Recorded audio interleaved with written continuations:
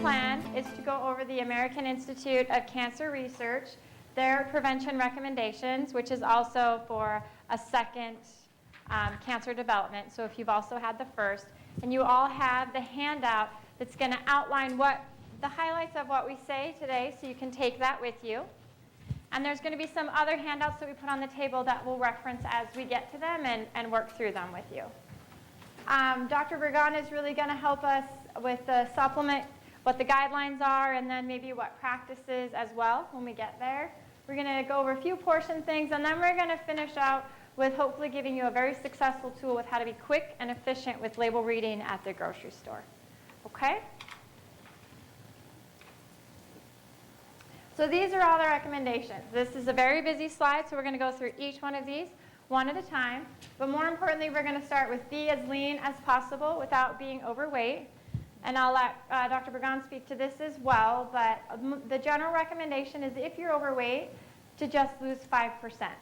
You don't need to become, the weight you were when you were 30 or 20 or 15 to improve your health. You're literally looking for a 5% change.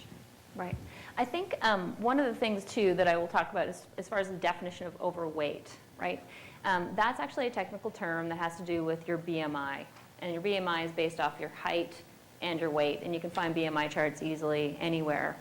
And mostly what we're looking for is a very small, as Beth was stating, modest change in weight. Even if there's a 5 to 10% loss of weight, you have a substantial gain as far as reducing your risks for not just cancer, which is what we're talking about today, but also, heart disease, diabetes, any number of different things. So it's really important to keep that in mind. I think we feel a little overwhelmed, right, with the whole concept of weight loss, and we have this drive to get down to what we used to be at another stage of our life. And it's not necessary to do that in order to have those gains. And I think it's important to set realistic goals for yourself as well. So when people sit down and meet with me and they say, well, I want to be what I was when I was 20, well, I do too, but it's not necessarily realistic, nor is it necessary. You will have those gains if you just lose even a little bit.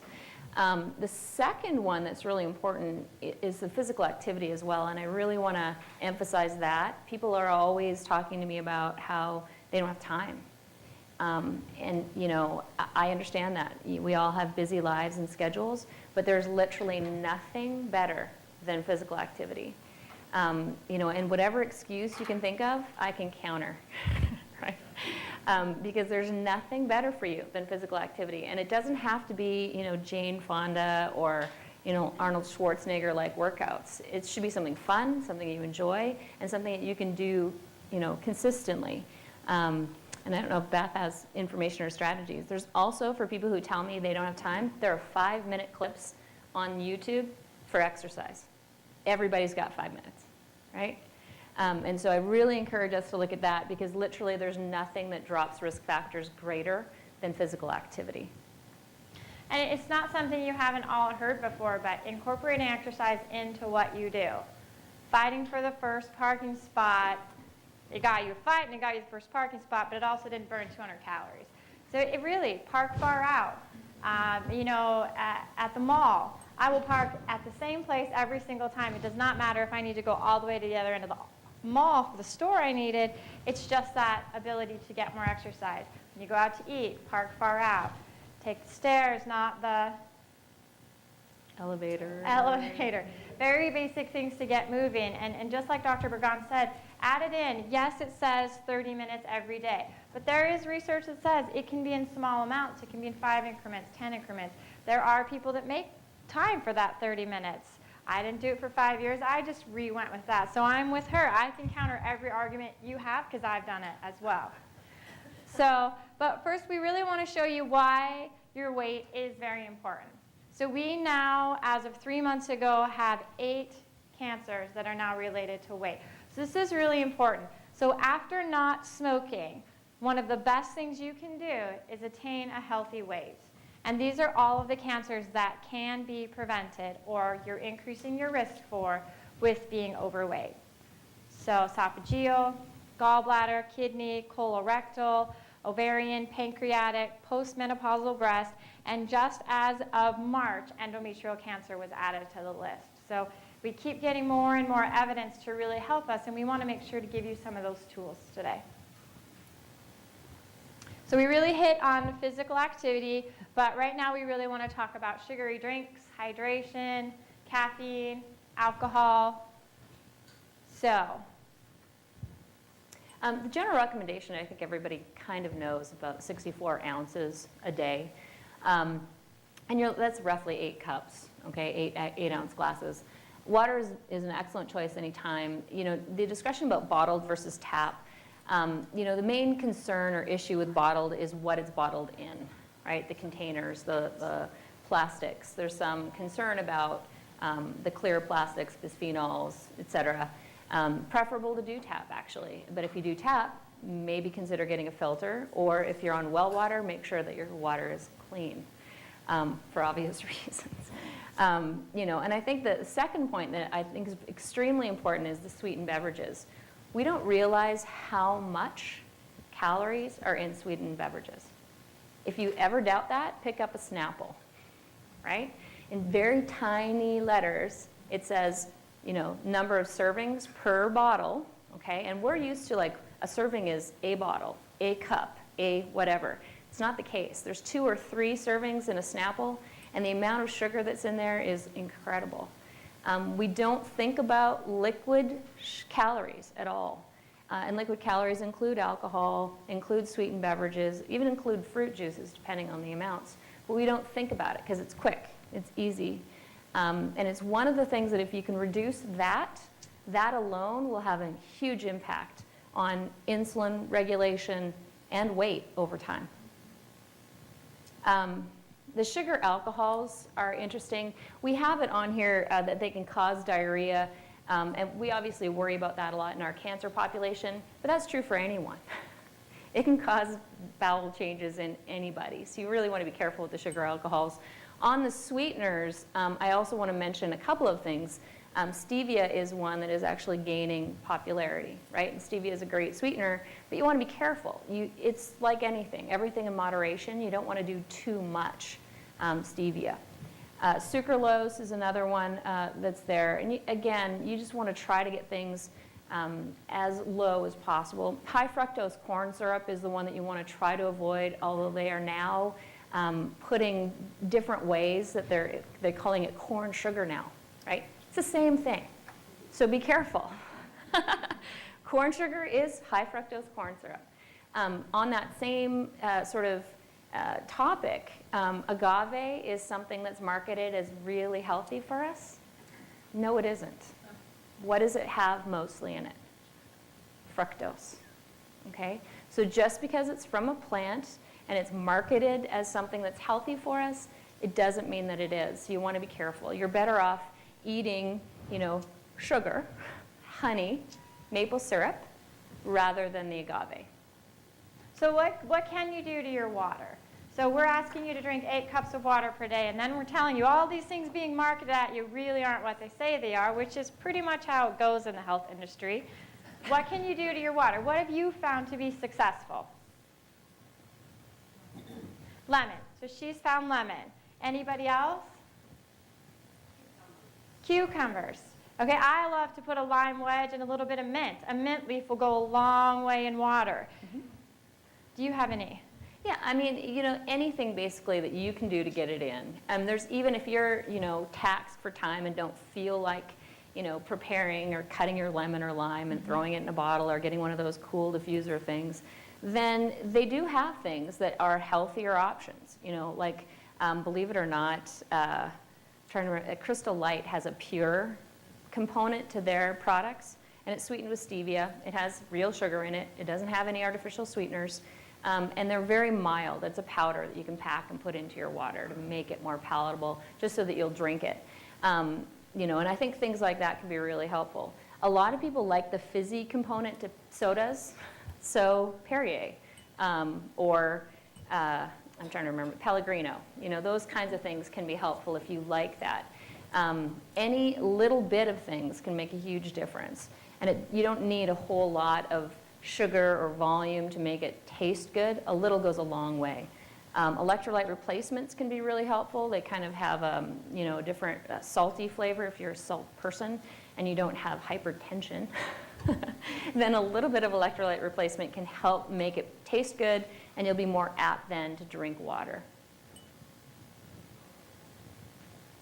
So then caffeine, this is when you'll hear one way or the other way, what do you do, what do you not do? Everything is the same, it's in moderation.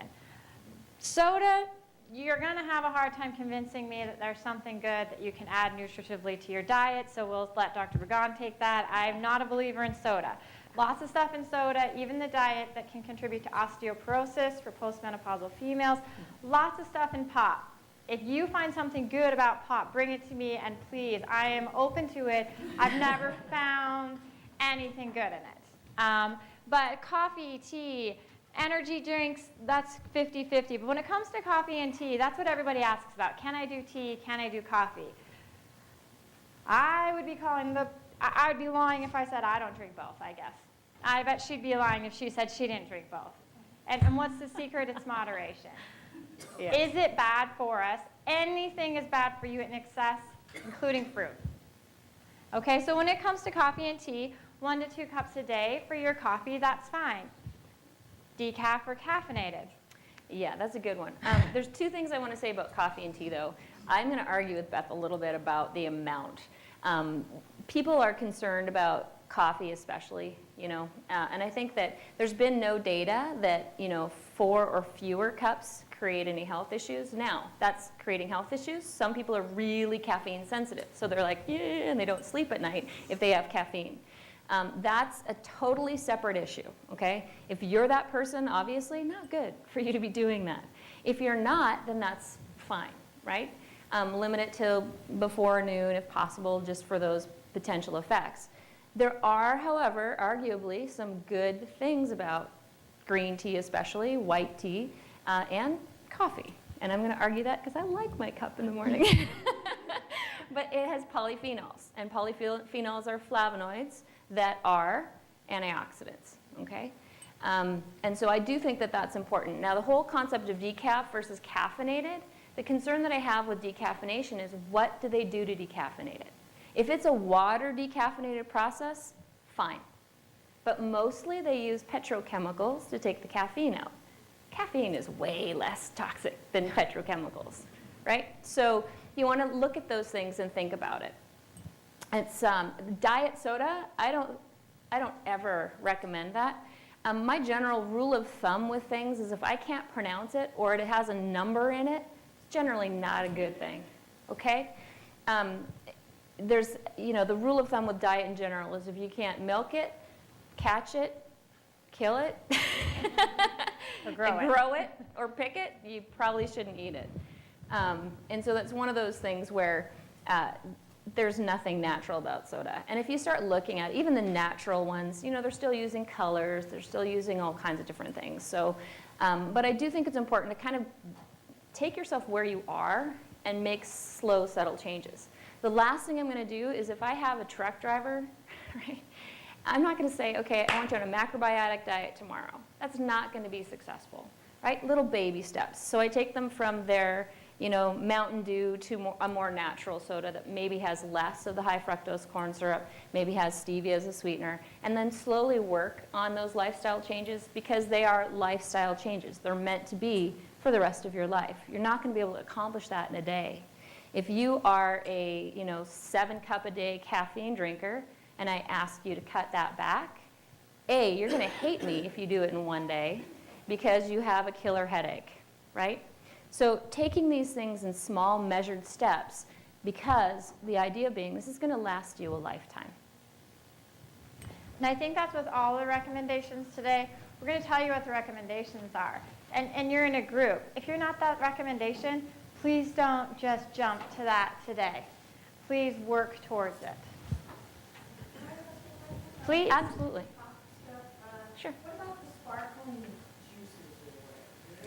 juices? Are they Read the label. There you go. Sorry. The question, what is a sparkling beverage? What about those? What about the sparkling juices? And the answer is really, read the label. Frequently, they're throwing in a lot of high fructose corn syrup in addition to your juice. And you want to pay attention to that. The other things that I worry about, which is a little bit different and kind of off topic slightly, is I generally try to avoid things that have plastic liner inside them just because of the chemicals that are there. So I usually choose things in glass bottles rather than plastic or aluminum cans, just for that reason. But sparkling water that doesn't have any fruit, again, in moderation, I think is fine, but preferably in a glass bottle and in moderation. You're doing too much of it, and there is some concern perhaps about what that's doing long-term to bone density. And I think that's the biggest concern. But other than that, no, it's fine. Yeah. So next we're going to kind of go in, what should you eat? Hopefully most of you know this, and this is just the refresher course. I think that's what some of you were here for. And then we're going to dive into that big question, should it be organic or not? So what we're going to start with is grains. How do you know when you're looking at a package if that grain is healthy or unhealthy? What do you look at the front of the package? What's the giveaway? If it says whole grain. If it says whole. It can say wheat, it can say grain, it can say anything it wants to. The word whole is really the only one that's regulated. That's what you're looking for. We go over label reading. We're going to give you a few more tips, but really you're looking for whole grain.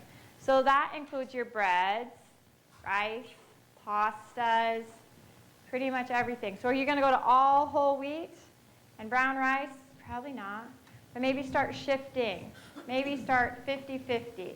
Maybe try one different pasta this week and then maybe go to 2 next week. Don't change that all the way across. Just slowly shift to that. Other grains. The serving size. How many servings is a hamburger bun?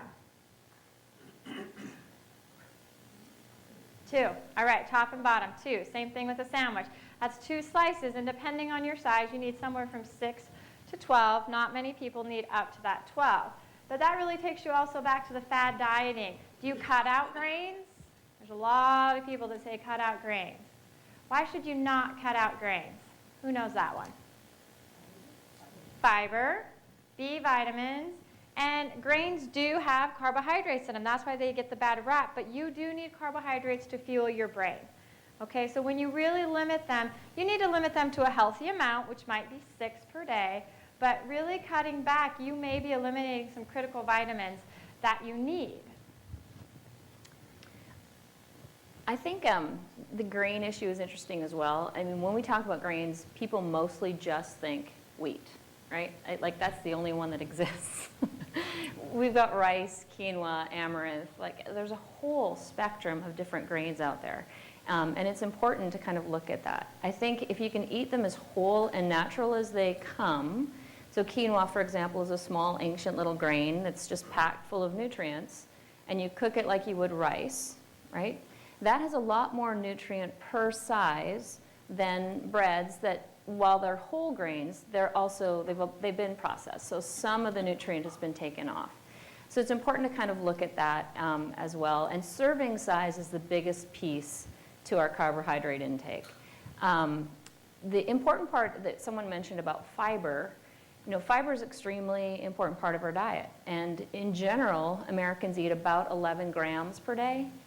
Right? We need 25 to 35 per day, and no wonder we have difficulty with moving our bowels, right? Is we're just not getting enough of the right things. So it's one of those things that we really want to kind of pay attention to. The only other aspect that I would think about with grains would be, the whole point of should you eat them, should you not eat them. There are people who have either gluten intolerance or celiac disease. Those are a separate category, right? Because they actually have symptomatology, and in the case of celiac disease, pretty significant ramifications for eating gluten-containing foods. But that doesn't mean that every single person on the planet has it.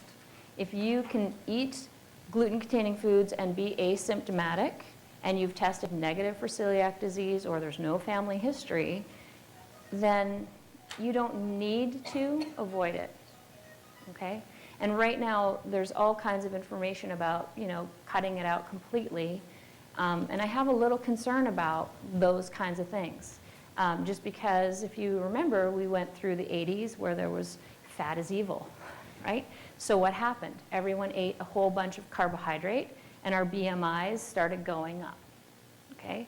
Fat's not inherently by itself evil. Sugar by itself is not inherently evil, right? It's important to kind of think about those things and to kind of take those things in stride.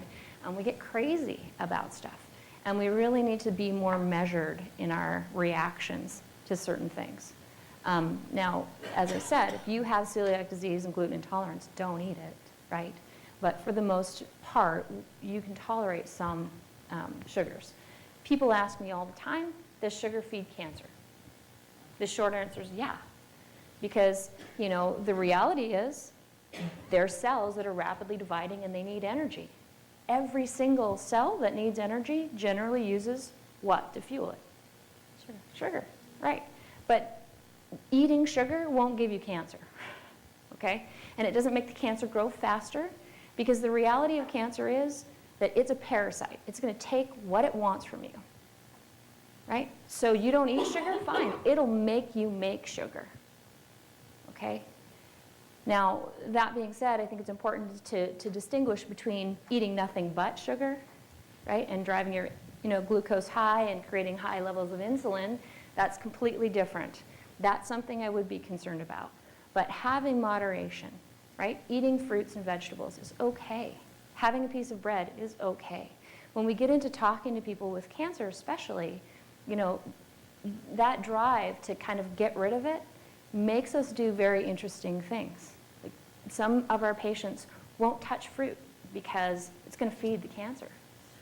You know, and I think, again, really paying attention to the fact that while the short answer is yes, the reality of it is we also, though, need to keep your body healthy. And so we do need a little bit of carbohydrate. So let's go back to quinoa. Who in here has ever used quinoa? Just by raise of hands. Oh, great. And who hasn't and wonders what in the world they should do to start with using it? Okay, so, you know, I grew up in a meat and potatoes house. I'm nice Montana girl. I know what I'm eating. But how do you start with quinoa? I'm going to give you the tip. Start with soups. Put it in the broth of soups. Then you're going to learn how long you need to cook it, what the texture is going to be like, what it's going to add to your soups, and then you can go out from there. Couscous and quinoa, you can use both with sweet potatoes to make oatmeal. Is that the recipe you should start with? Probably not. So anything from shifting to whole grains from wheat flour to white flour, adding flax, adding couscous, adding quinoa. Call your dietitian, call a naturopathic. We do this. We will give you the way to start with it so you don't make something and like, throw that away. I'm not doing that again. Who's done that? Everybody's done that. Everybody's done that. All right. Fruits and vegetables, I think we're both really on here. You can grow it, you can pick it, go for it. If it's frozen and it's the middle of winter in Montana, that's just kind of necessary. So when you're going frozen, what are you looking for? No sugar added. There's really no reason to do that. Yeah. I think, so the only other things I would talk about with that is getting to this little card that we have for you. It's, you know, organic versus not, and it's basically the clean 15 and dirty dozen. The Environmental Working Group analyzes, and this is actually the 2012 version, I think, 13. Sorry. They now have the 2014 as of the day that we printed these, so our luck, yeah. But basically, it's a really good guide for, you know, especially in Montana, what you invest in as far as which produce you really want to look at organically and which ones it doesn't matter. So it's just a handy one to have with you. The other thing is, how do you buy and cook fruits and vegetables? Okay, so you don't cook fruits that much, but you know what I'm saying. So ideally whole, right? Fresh.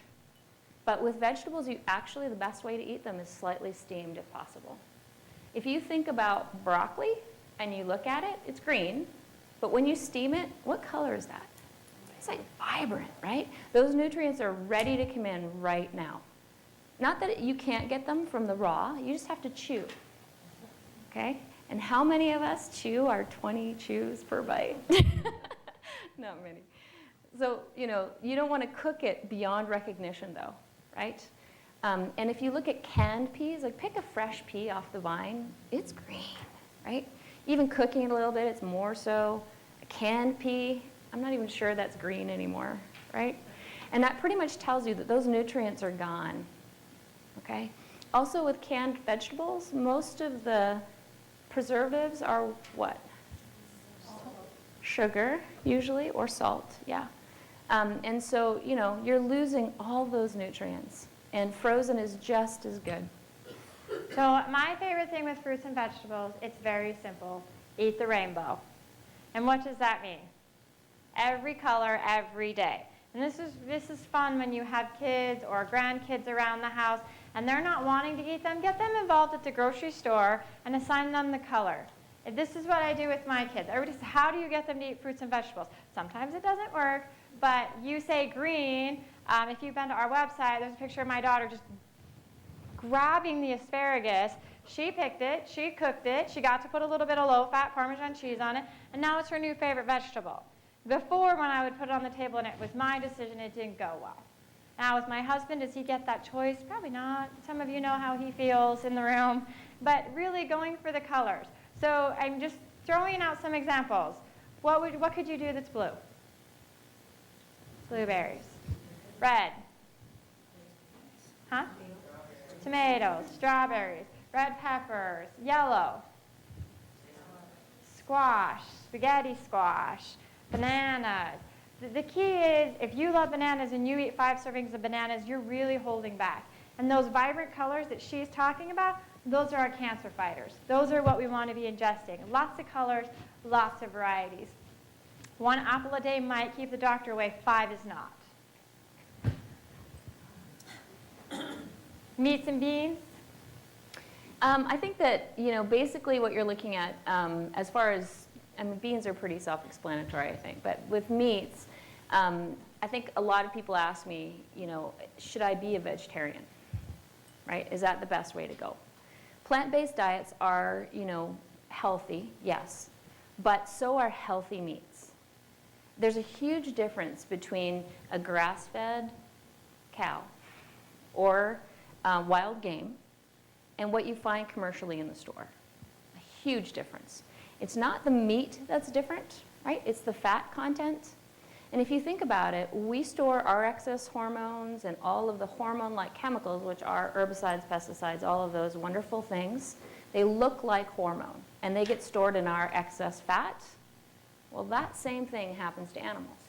And so when you're eating all of that, that's probably not a good idea, okay? But is meat inherently bad? No. In fact, it's one of our more concentrated protein sources. 3 ounces of meat or fish is 30 grams of protein. That's pretty impressive, considering that 1 egg is 6 to 8 grams. Okay? So it's not bad. It's the quality of the food, and it's how you prepare it. So is grilling it beyond recognition a good idea? No, probably not. You know, and in terms of the meats, all the different ways that you can prepare it can create more issues, like the heterocyclic amines from grilling and, you know, the preservatives in certain types of meats. You want to make sure that you're, you know, lightly baking, grilling slightly, not to the point where you're getting charcoal. That's probably the better way to go. And I kind of think it's funny that Beth's asked me to talk about meat because I don't eat it. She made it through. We should give her a round of applause for that. But yeah, the irony though is, you know, that's my choice. My son, I will tell you, eats nothing but meat. Like that's what he wants. It's hysterical. I have to barter with him on the whole vegetable thing. But you know, I think that it's one of those things where what you choose and the quality of the foods that you're looking at is the important piece. So I asked her to talk about it because I didn't want to forget the next piece, which if I'd have been talking, I would have forgot. So on the back of this on your table is what does a portion look like? This is purse size, pocket size, so this can go with you. But that's the biggest thing, and you heard her say that it's the quality, but it's also the portion. What is a portion of meat? We say 3 ounces. What is that? Just throw out something that you know without looking at this. What is 3 ounces? There we go. Yeah. That is how I operate. That is how I teach my children. I know how to measure everything nutritional with these 2 hands. And that's why I give you this. When you go out to a restaurant, do you take your measuring cups? I certainly do not. But I know 3 ounces a deck of cards is the palm of my hand. I know that this is a half a cup. I know that this is a cup. And I know that the dreaded dessert that is my favorite part of the meal should never be more than 2 inches by 2 inches. Not this way, and this way. Okay, does everybody?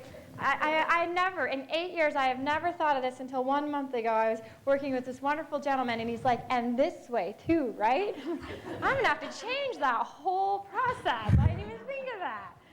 So that's what this is for. We want you to have something take away. What are your servings? You know, we're going to stand up here and talk, but we want you to have the most useful tools, and this is something that I feel is very useful, is using your hands. Don't put your mashed potatoes in your hand, right? But, and you know, and when we talk about meat, that is something I do want to bring up. When you go to a restaurant and your meat comes out just shining, what is that? What is that? It's fat, but it's melted butter.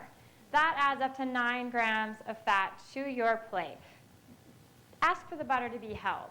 Okay, that's actually where we go Weight Watchers versus normal. We actually just take away some of those really bad things. Are they bad? That's debatable because it adds flavor. But if you eat out regularly because that's what works for you, learn those tricks. Learn that we add whole milk to mashed potatoes. We cover it in butter. And we make steak really pretty by covering it in butter. You can ask for it to be held. How many people knew that? I know we had one. Yeah. Okay. But can that make a big difference for everybody? That's 9 grams of fat. That gets you over halfway, really where you need to be in your saturated fat. Maybe a little less, but that was just one thing on your plate. One of the things I want to mention really quickly, just because Beth sort of brought it up, was the whole idea of portion sizing, you know, with meats, et cetera. So when you go to a restaurant, you're typically going to get a lot of carbohydrate on your plate as well. And the reality of it is you can absorb roughly 30 grams of protein at one sitting. So getting that 6-ounce porterhouse, you're probably wasting 3 ounces of it. Get half of it to go home, okay? And that's the great thing about protein. If we overconsume it, we waste it. What happens if we overconsume carbohydrates? They don't waste. Yeah, they don't waste. They don't do that for us. Okay, dairy.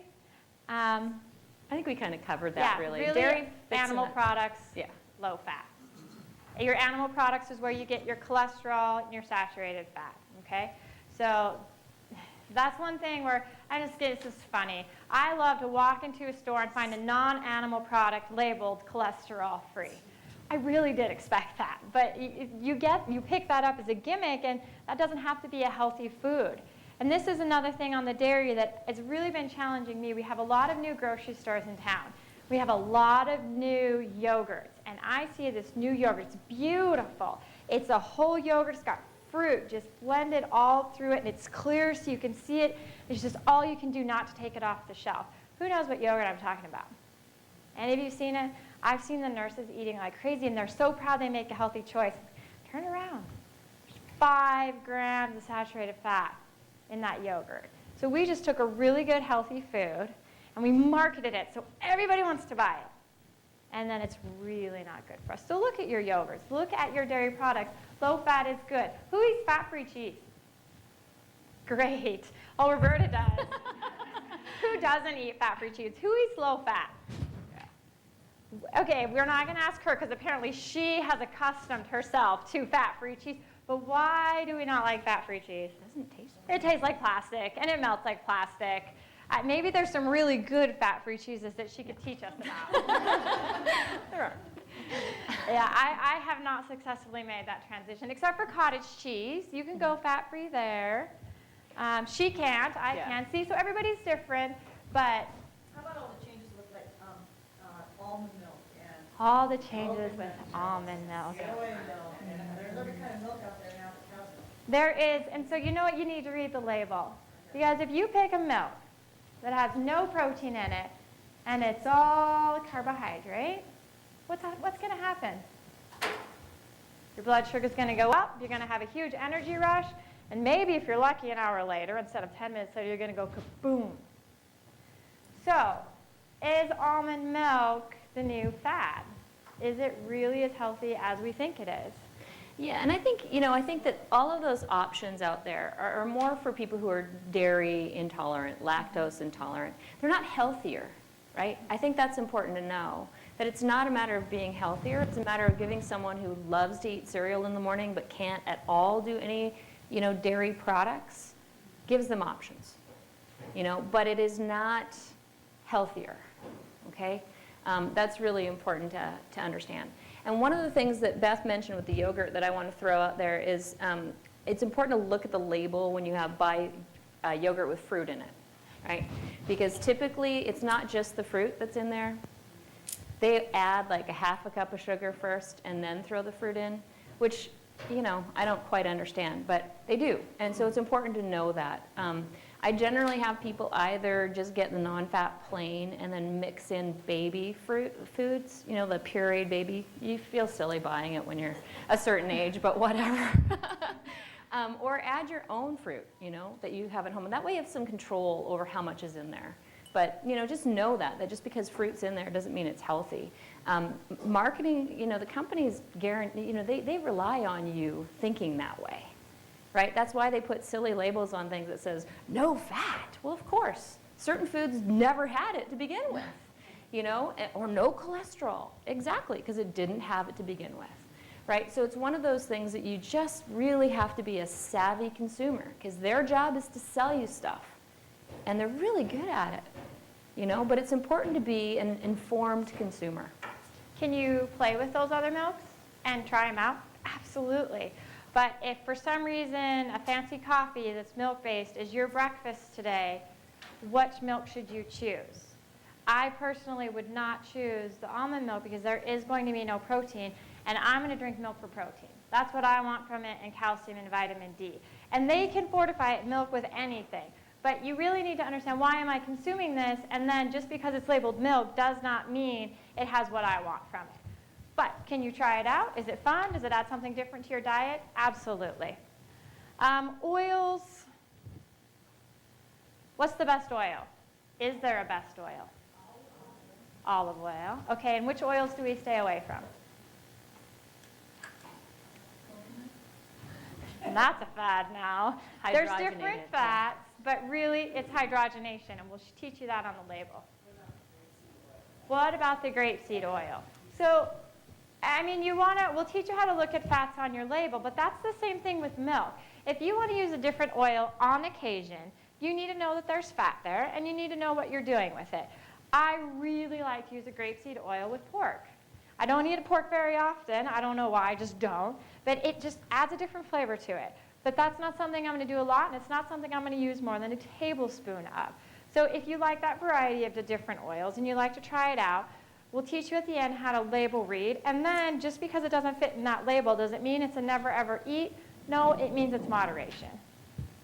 Do you want to add something on the oils? You might have The only thing I'll say about oils is it's the same principle as fats, right? So when you're thinking about, when we talk about a saturated fat, does everyone know what that means? It's solid at room temperature, exactly. So what is coconut oil? Is it solid at room temperature? Right, so it's a saturated fat. It's a monounsaturated, yeah, but it's still a saturated fat. So use it in moderation. Again, just because it's healthy and comes from a plant doesn't mean that you can just go crazy with it, okay? And I think that's really important, all right? But the flip side is, just because it's a liquid doesn't mean it's healthy either, okay? Yes? In today's paper, there was and they talked about avocado oil. I never heard of it. Mm-hmm. We're comparing it to olive oil. Mm-hmm. So the question was in today's, or comment actually, was in today's paper they were talking about avocado oil and how comparing it to olive, yeah. And it is a fat. It's a healthy fat, a relatively healthy one. Yeah, that's right, yeah. And so, but the question is it any healthier than olive? Not necessarily. It's another option or choice. You know, and I think, as I said before, fats are not all bad for us. There are some fats that are really good, like fish oils, for example, and the essential fatty acids are critical. They're important. Our diets are rife with 6 and 9 fatty acids, which are, you know, not as healthy for us. So Roberta touched on this a little bit earlier, but this is really what we want you to get from today. We want to give you these resources, but we want you to slowly make these changes. This is the old American plate. This may be your plate. We're not here to tell you it's already outdated, but working from a very meat-based plate, slowly to a smaller, more vegetables, more grains. I don't really know what the white thing is on there. What is the white thing? I'm assuming it's rice or quinoa. Yeah, so then bringing down your starch to a smaller, really getting your meat down to 3 ounces, getting your starch down to 3 ounces or half a cup, and adding in vegetables.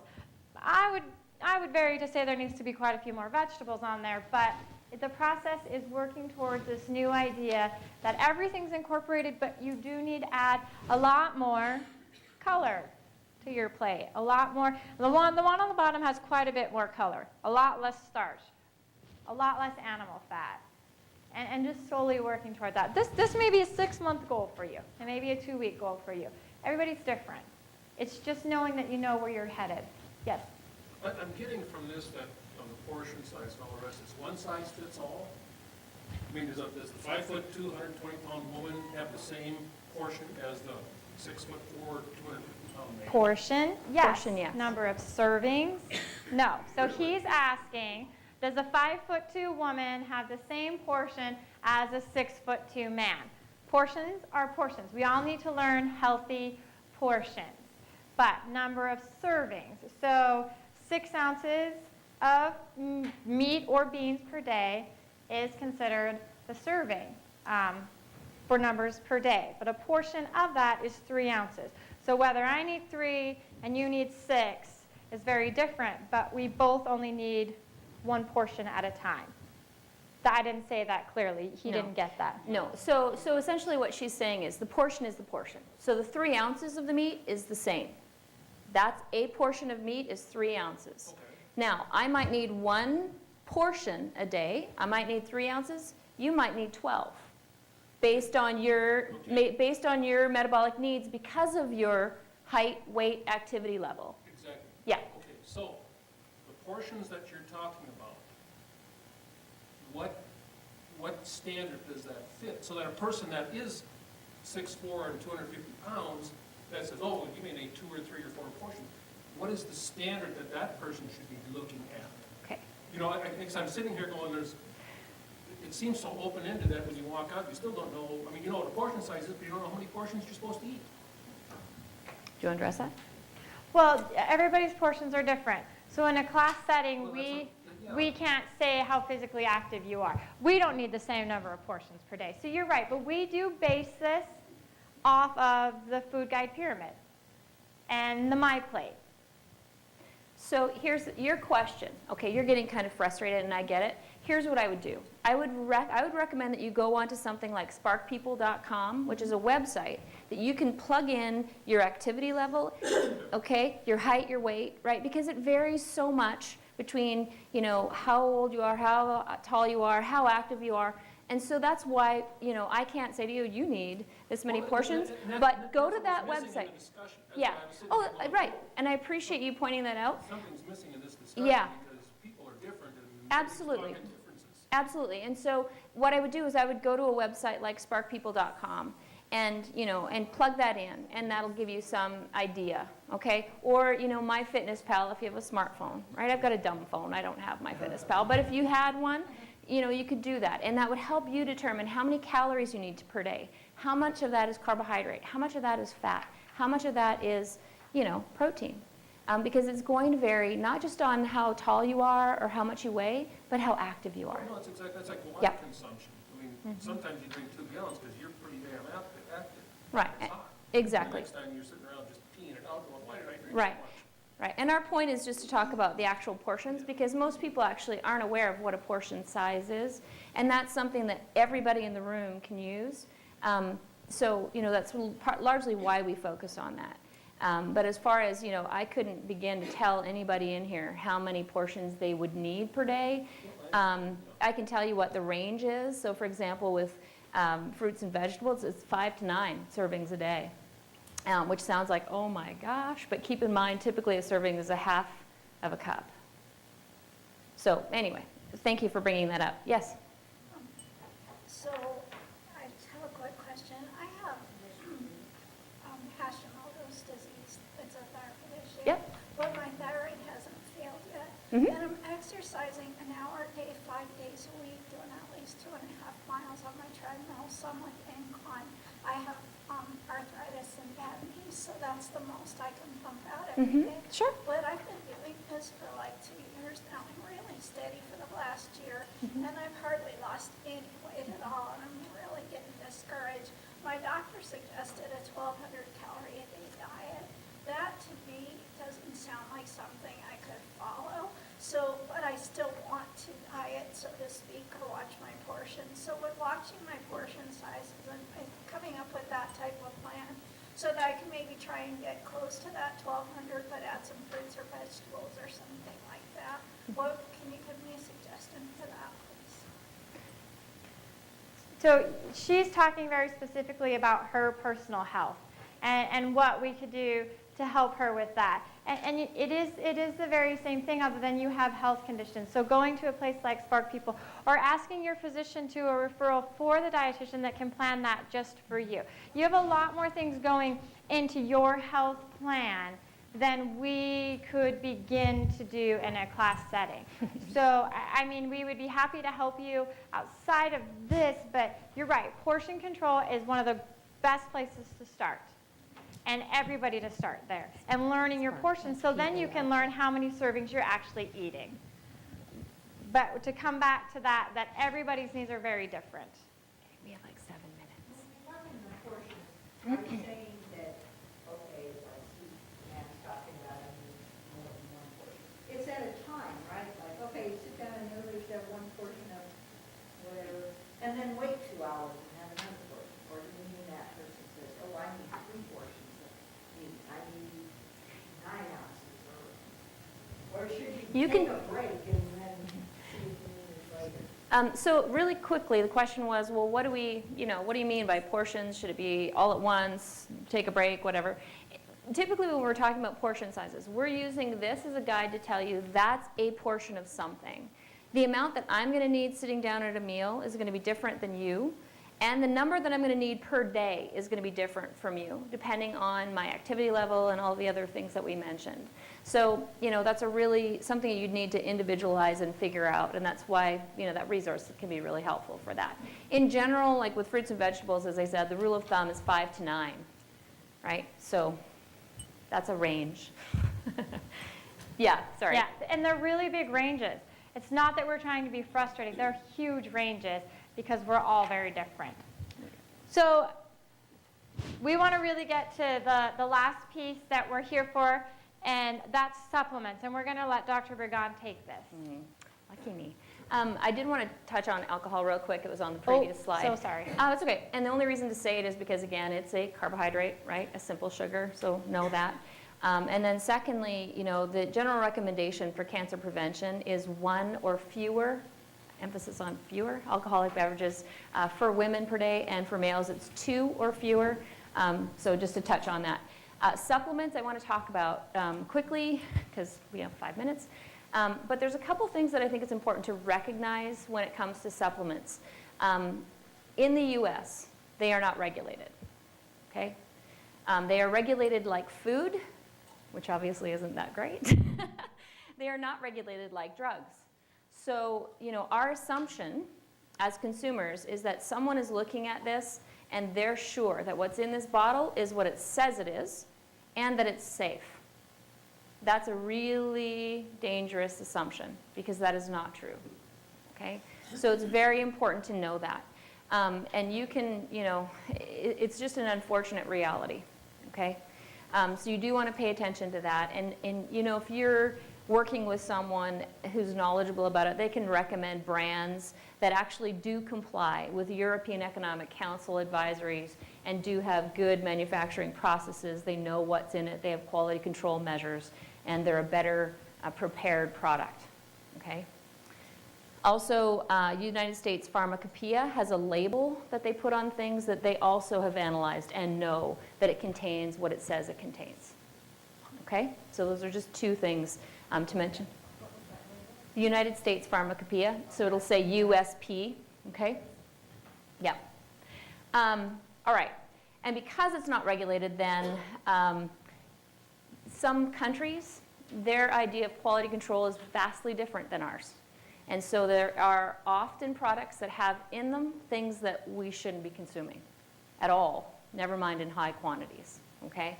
So heavy metals and all kinds of things, other chemicals. And that's why it says may contain contaminants. I would agree that it's best for us to eat foods, right? I think that that's the way that we're intended to absorb things. We're not intended to get all our nutrients from a pill, right? Or a powder or a liquid or any of those things. Any of those should be a supplement to a good diet and a healthy lifestyle. However, there are some exceptions. For example, vitamin D, we get mostly from what? The sun, right? And why is it that in northern climes, we're mostly vitamin D deficient? Well, we don't have the sun very much, right? And also the world is round, and most of the light that we get is refracted, okay? So that is one where our bodies don't make it, right? And we need to try to derive it a different way. So getting a 25 hydroxy vitamin D level tells us where your vitamin D is, and then recommendations can be made how much to supplement for you, okay? The other thing I will say is it's important to think about, just back to this concept of eating a whole food. I want to kind of remind us of the beta-carotene trials. Does anyone remember that? Probably not. So carotenoids are a huge family of chemicals from plants. It's what gives like bright, brilliant colors to the foods, the vegetables that Beth was speaking about. And we observed that people who ate a large amount of fruits and vegetables had lower incidences of certain types of cancer, specifically lung. And we got super excited because we had beta-carotene already isolated, okay? And beta-carotene is one carotenoid. And so we gave it to a bunch of Norwegian smokers. Why? I don't know. They did the study there. And they smoked, and they took beta-carotene, and we thought that it would decrease their risks of cancer. And the opposite was true. They had a higher incidence of lung cancer when they took beta-carotene and smoked. Okay? So why? Right? Who knows is the answer. Okay? But that doesn't take away from the fact that eating all of those foods, that whole family of carotenoids, was preventative. And the point is that we, as humans, guess at things, and frequently, we're so wrong. Okay? So it's very important to eat the whole plant instead of isolating one part of it and thinking we have the answer. The same was true with soy, right, with the isoflavones, and we've done it over and over throughout history. So I think it's important just to look, there's nothing that replaces a whole foods diet. There are, however, some things that I talk about when it comes to prevention that I think we can start incorporating, right? Like turmeric. Turmeric is amazing. It's that brilliant yellow spice that we add to mustard, and the Indians use a lot for curries, right? It has curcumin, and it has amazing antioxidant potential, right? It also has some interesting pathways that impact certain factors that help lower inflammation and can lower certain pathways that are cancer promoters, okay? So add curries, right?